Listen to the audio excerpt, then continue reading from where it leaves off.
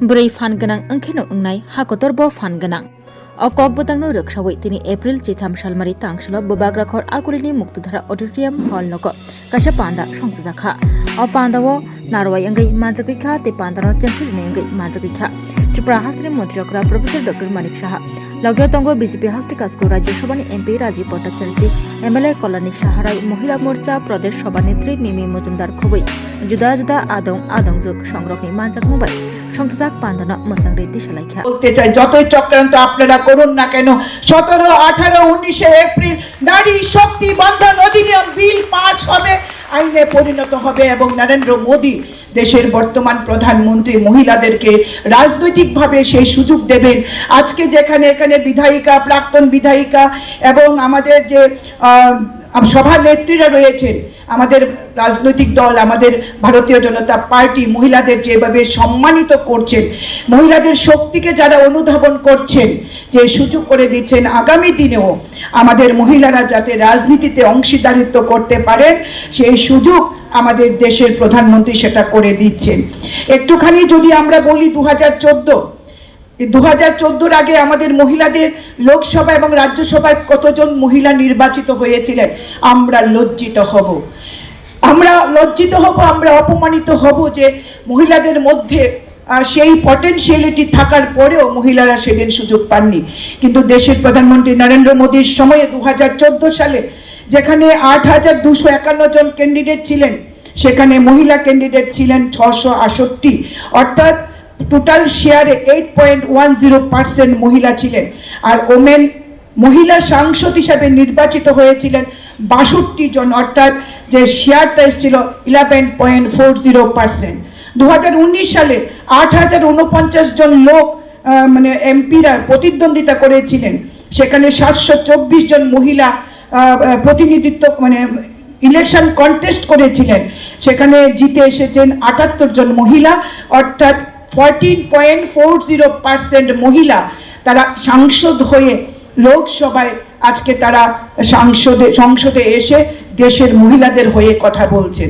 2024 সালে 8360 জন ক্যান্ডিডেট ছিলেন লোকসভায় অর্থাৎ মহিলা ছিলেন 797 জন অর্থাৎ 9.50% সেখানে মহিলা এমপি হয়েছেন 74 জন অর্থাৎ 13.60%। ধীরে ধীরে এই সংখ্যাটা বাড়ছে কিন্তু দেশের প্রধানমন্ত্রী নরেন্দ্র মোদী চাইছেন 33% রিজার্ভেশন অর্থাৎ এই দেশের লোকসভায় যত আসন রয়েছে তার 33% মহিলা চাইছেন অর্থাৎ আজকের যেটা 13% সেটা হবে 33%।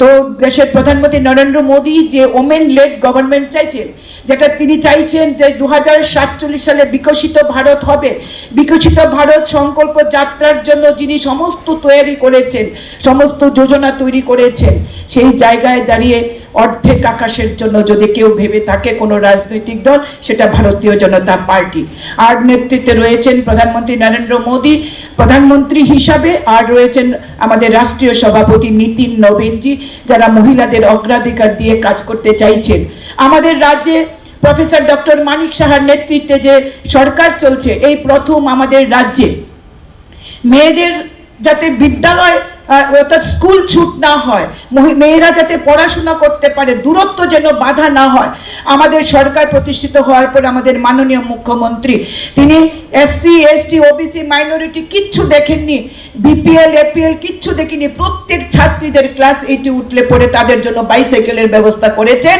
যাতে দূরত্ব মেয়েদের শিক্ষার ক্ষেত্রে কোনো বাধা না হয়ে দাঁড়ায় তিনি প্রত্যেকটি মেয়েদের শিক্ষাকে অবৈতনিক করে দিয়েছেন মেয়েরা যাতে শিক্ষায় শিক্ষিত হতে পারে অর্থাৎ বেটি বাঁচাও বেটি পড়াওকে যিনি অন্তর থেকে মেনে তার রাজ্যে ইমপ্লিমেন্ট করছেন সেটা প্রফেসর ডক্টর মানিক সাহা মহোদয় যিনি আজকে 33% রিজার্ভেশন সার্ভিসে করেছেন পুলিশ সার্ভিস থেকে সবকটি সার্ভিসে যেখানে তিনি রিজার্ভেশন চালু করছেন সেটা আর কেউ নয় রাজ্যের মাননীয় মুখ্যমন্ত্রী মানিক সাহা মহোদয় তার কাছে আমরা কৃতজ্ঞ তার কাছে আমরা ঋণী আজকে দ্বিতীয়বারের জন্য এই সরকারের দ্বিতীয়বারের জন্য আমি মুখ্য সচেতক হিসেবে দায়িত্ব পালন করেছি, সেটাও আমাদের সরকার প্রতিষ্ঠিত হওয়ার পর প্রথম কোনো নারীকে এই পোর্টফোলিও দেওয়া হয়, সেটা আমরা করছি এবং মুখ্যমন্ত্রী আমাদের সাথে রয়েছেন। আজকে যেখানে এতগুলি আমাদের বিধায়ক রয়েছেন, এতজন আমাদের জেলা সভাধিপতি রয়েছেন, তার জন্য আমি মাননীয় প্রদেশ সভাপতি তথা রাজ্যসভার সাংসদ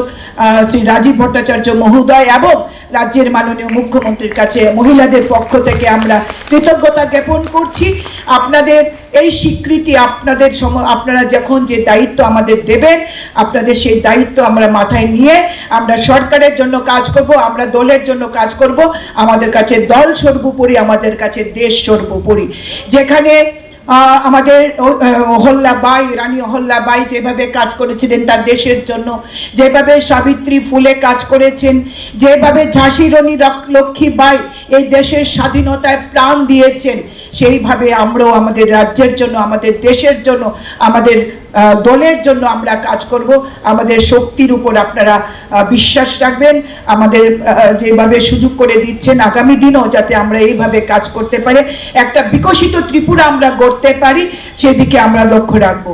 আজকে উপস্থিত আমার সমস্ত দিদিরা, আমরা জানি আর বিশু, মহাবিশু, তারপরে পয়লা বৈশাখ, আগামী 15 এপ্রিল, ঘরে এত কাজ রেখেও আপনারা যেভাবে আমাদের আহ্বানে এসছেন এবং দেশের প্রধানমন্ত্রী নরেন্দ্র মোদীকে আজকে একটা উপহারের মাধ্যমে যে বার্তা আপনারা দিয়েছেন যে নারী শক্তি বন্ধন অধিনিয়ম, তার পক্ষে এই রাজ্যের মহিলারাও রয়েছে এবং আমরা আজকে এই সম্মেলন, মহিলা সম্মেলন থেকে দেশকে আমরা বার্তা দিতে যাই, আমরা যারা অর্ধেক আবাদী, আমরা যারা অর্ধেক ভোটার, আমরা যারা অর্ধেক আকাশ, আমরা যারা নারী, আমরা সব পারি, আমরা দেশকেও নির্মাণ করতে পারবো, বিকশিত ভারত গড়তে পারবো। আমরা এইভাবেই দেশের প্রধানমন্ত্রী নরেন্দ্র মোদীর সঙ্গে থাকবো আমাদের রাজ্যের মাননীয় মুখ্যমন্ত্রীর সাথে। ক্যাপশনে লেখা আছে শক্তিশালী নারী, শক্তিশালী ভারত। আমার যে ঠিক আগে পূর্ববর্তী বক্তা আমাদের কল্যাণীদি পুরো বিষয়টা খুব সুন্দরভাবে এখানে উপস্থাপন করেছেন। মাননীয় মুখ্যমন্ত্রীও বক্তব্য রাখবেন, আপনারাও তাড়াতাড়ি বাড়িতে যাবেন, বাড়ি যাওয়ার জন্য ছটফট করছেন, কারণ বাড়িতে গিয়ে নাড়ু বানাতে হবে, সেওয়াই গুড়ের পাক দিতে হবে, আর আমাদেরকে নিমন্ত্রণ করে খাওয়াতে হবে। তাই এর মধ্যে বেশি বিরক্ত আমি করতে চাই না, আমি ছোট্ট করেই আমি আমার আলোচনা রাখবো। পরবর্তী সময় মাননীয় মুখ্যমন্ত্রী আপনাদের কাছে বক্তব্য রাখবেন। আমি স্পষ্ট কথায় দুই একটা বক্তব্য আমি বলতে চাই। কিছুক্ষণ আগে কল্যাণীদি বলছিলেন যে আমরা নারী, আমরা সব পারি। এই কথাটা অনেকটাই বাস্তবিকতা আমরা খুঁজে পাই আমাদের সংসার জীবনেই হোক, আমাদের সমাজ জীবনেই হোক, আর আমাদের যে কোনো কর্মসূচিতেই হোক, যে আমরা নারী, আমরা সব পারি। দেখুন, ভারতবর্ষের ইতিহাস যদি আমরা দেখি, যে সময়ে সময়ে আমাদের শুধু স্বাধীনতার যুদ্ধ নয়, স্বাধীনতা নয়, বিভিন্ন ক্ষেত্রে আমাদের দেব দেবীদের পৌরাণিক কথাও যদি আমরা আলোচনা করি, যে নারী শক্তিকে সবচেয়ে উচ্চ শক্তিতে আমরা বর্ণনা করা হয়েছে। এবং আজকে আমরা যদি জানি যে আজকে রাম এবং রাবণের মধ্যে যুদ্ধ হয়েছে, রাবণও কিন্তু কম পরাক্রমী ছিলেন না। রামও আমাদের ঐতিহ্যবাহী রাম আমাদের সনাতন ধর্মে আমাদের মর্যাদা পুরুষোত্তম রাম। এই রাম এবং রাবণের মধ্যে যুদ্ধ কেন হয়েছিল, আমরা তা যদি বিশ্লেষণ করি, আমরা দেখতে পাই যে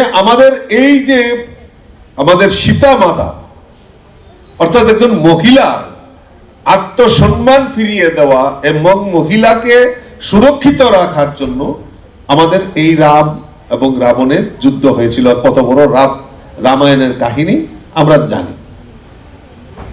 ঠিক আবার পরবর্তী সময়েও আমাদের মহাভারতের যে যুদ্ধ, এই মহাভারতের যুদ্ধ কেন হয়েছিল? মহাভারতের যুদ্ধেরও যদি প্রেক্ষাপট যদি আমরা বিশ্লেষণ করি, তাহলে আমরা দেখব যে আমাদের যে দ্রৌপদী, যার সম্মান আমাদের এই যে কৌরব বংশ যারা, তারা সম্মান করতে পারেনি, যার ফলেও কিন্তু আমাদের এই মহাভারতের এত যুদ্ধ আমাদের সংগঠিত হয়েছে। তো ঠিক অনুরূপভাবে আমাদের বিভিন্ন সময়ে আমাদের ভারতবর্ষে অনেক উত্থান পতন হয়েছে, তার মূলে কিন্তু আমাদের এই ভারতবর্ষের আমাদের মহিলাদের অংশীদারিত্ব আমাদের অনেক ভূমিকা রয়েছে। আজকে আগামীকালকেই আমরা বাবা সাহেব আম্বেদকর, B.R. আম্বেদকরজি, আমরা ওনার জন্মদিন আমরা পালন করব। উনাকে আমরা চিনি কি হিসাবে চিনি? উনি দলিতদের নেতা আর সংবিধান রচয়িতা। কিন্তু এই সংবিধান রচনার ক্ষেত্রে, এই সংবিধান যখন লেখা হয়, সেখানে কিন্তু 5 জন মহিলাদেরও কিন্তু সেখানে পার্টিসিপেশন আছে, সেটা কিন্তু আমাদের ভুললে চলবে না। কিন্তু সেই সময় এই মহিলাদেরকে অধিকার দেওয়া, মহিলাদেরকে সম্মান দেওয়া, সেই সময় যারা সরকার পরিচালনা করেছিল তারা কিন্তু তাদের থেকে সুবিধাটা নিয়েছে, কিন্তু তাদের যে সম্মান, প্রকৃত সম্মান, প্রকৃত যে মাতৃশক্তির প্রতি শ্রদ্ধা জানানো, সেই সময় কিন্তু স্বাধীনতার পর কিন্তু সেই সরকার, অর্থাৎ এই জওহরলাল নেহেরু সরকারই বলুন, ইন্দিরা গান্ধী সরকারই বলুন এবং রাজীব গান্ধী সরকারই বলুন, কোন সরকারের সময় প্রকৃত মহিলাদের যে অধিকার তা দেওয়া যাবে না, সেটা কিন্তু কেউ কোনো সময় কর্ণপাত করেনি, যেটা আমার পূর্ববর্তী বক্তা কল্যাণীদি সেখানে উত্থাপন করেছে। আজকে স্বাধীনতা যুদ্ধে আমরা যে ভারতবর্ষ স্বাধীন হয়েছে, আমরা ভারত মাতাকে স্বাধীন করতে পেরেছি, সেখানে পুরুষদের যেরকম ভূমিকা আছে সেরকম আমাদের নারীদেরও ভূমিকা রয়েছে। রানী লক্ষ্মীবাই থেকে রানী অহল্যাবাই থেকে এখানে আলোচনা হয়েছে, তাদের ভূমিকাও কিন্তু অপরিসীম। কাজেই আমাদের সমাজ জীবনেই বলুন, আমাদের রাষ্ট্র নির্মাণের ক্ষেত্রেই বলুন, এবং আমাদের সমস্ত কিছু ক্ষেত্রে এই নারীদের একটা অংশীদারিত্ব, নারীদের কিন্তু ভূমিকা, বিশাল বড় ভূমিকা রয়েছে। গোপীনাথ জুয়েলার্সে শুরু হয়ে গেছে Akshaya Tritiya special exciting offers. এই অফারে পেয়ে যাবেন 22 ক্যারেট সোনার গহনার ওপর ফ্ল্যাট 7% মেকিং চার্জ, হীরের গহনার মজুরিতে 50% ছাড়, আর রূপোর গহনার মজুরিতে 15% ছাড়। আর হ্যাঁ, অফারের দিনগুলোতে আমাদের শোরুম রবিবারেও খোলা থাকবে। গোপীনাথ জুয়েলার্স, আগরতলায় হরিগঙ্গা বসাক রোড, শিলচরে সেন্ট্রাল রোড, আর শ্রীভূমিতে স্টেশন রোড। শুভ অক্ষয় তৃতীয়া, অক্ষয় হোক তৃতীয়ার উৎসব। সাপোর্ট করুন, তাহলে এই যে সবকা সাথ সবকা বিকাশ, বিশ্বাস আর তার প্রয়াস, এখানেও কিন্তু দেখুন যে আমরা ডিসিশন নিয়েছি, আমরা করিনি এরকম না, সবার সহমত। যখন এটা একটা সমস্ত মানে ত্রিপুরা ছোট একটা রাজ্য বলে, বা এখানকার ত্রিপুরার আবাদি কম বলে, যদি আজকে আমরা 42 লক্ষ বলি, তাহলে 42 লক্ষের ধরুন 21 লক্ষ আমাদের মহিলা, 21 লক্ষ লোক, আর এটা কিছু না সারা ভারতবর্ষের মধ্যে এরকম না। প্রতিটা মহিলা এবং প্রতিটা মানুষের, সমস্ত ত্রিপুরাবাসীরও এটা যে তার মানসিকভাবে এবং তার যে সমর্থন, সেটা মাননীয় প্রধানমন্ত্রী যে চাইছে, এবং এই কারণেই এটা নিয়ে আলোচনা দরকার যে আমরা কেন এটা করতে যাচ্ছি, যাতে ইজিলি সেখান থেকে সেটা বেরিয়ে যায়। অনেকে বাধা দেবে, কিন্তু সেখানে আমাদের রাজ্যসভার সদস্য মহোদয় এখানে আছেন, উনি পাবেন সেটা, এখানে যেন ওনারও যেতে হবে। সেখানে আগের থেকে সমস্ত, যখনই ওখানে এই বিষয়টা আলোচনা হবে, বাইরের মানুষের যখন সমর্থনটা থাকবে, তখন কিন্তু এই যে ভিতরে আমাদের লোকসভা বা রাজ্যসভা, তাদের উপর কিন্তু একটা প্রেশার থাকবে যে আরে সারা ভারতবর্ষের লোক এটাকে চাইছে, সব দিক থেকে এটা নিয়ে আন্দোলন, মানে একটা মানসিকভাবে একটা তৈরি রয়েছে। তা আমরা যদি এখন কিছু একটা বলতে যাই, তাহলে এটা বিপরীতে যাবে। অর্থাৎ জনতাই জনার্দন, মানুষই সব। সেই জন্যই আমাদের পার্টির যে দেখুন কি সুন্দরভাবে এই বিষয়টা আমাদের বুঝতে হবে, যত পারা যায় এখানে সমস্ত যেসব আমাদের মানে সংগঠন আছে, সামাজিক সংগঠন, সব জায়গার মধ্যে আমিও চিঠি লিখব এই বিষয় নিয়ে। তো এটাই হচ্ছে আসল উদ্দেশ্য, যে যাতে করে আমরা 2011-এর যে সেন্সাস, সেই সেন্সাসের মাধ্যমে যাতে আমরা ডিলিমিটেশনই হোক, আমাদের যে পার্লামেন্টে এখন মহিলাদের যে আসন সংখ্যা, সেখানেও এখন আমরা জানি যে 543 টোটাল আসন সংখ্যা। তো পুরুষদের যে আসন সংখ্যা সেটা যাতে আবার কম যাতে না হয়, তার জন্য এটা এমনও হতে পারে 816 বা তারও বেশি হওয়ার সম্ভাবনা রয়েছে। অর্থাৎ পুরুষদেরও রাখবে, আবার মহিলাদেরও আসন যাতে প্রায় 273 মতো রাখা হবে এখানে। তাহলে এখানে এত বড় এই যে দেখুন, আগের থেকে কিন্তু মাথায় মাননীয় প্রধানমন্ত্রীজির এই যে নতুন পার্লামেন্ট হয়েছে, এমনিতেই হয়নি। তো এই যে আসন সংখ্যা, সেখানে তো বসতে হবে, জায়গা দিতে হবে। তো নিউ পার্লামেন্টে